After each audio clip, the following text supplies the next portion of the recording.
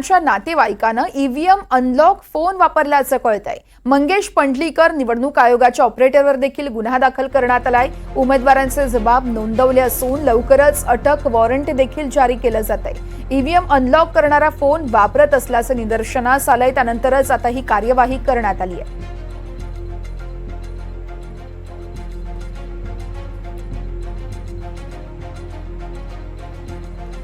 तर रवींद्र वायकर यांच्या याच मुद्द्यावरून राहुल गांधी यांनी ट्विट करत मोठा हल्लाबोल केलाय। राहुल गांधी यांनी ट्विटमध्ये नेमकं काय म्हटलंय आपण पाहूयात। भारतामध्ये कुणालाही ईव्हीएमची छाननी करण्याचा अधिकार नाहीये।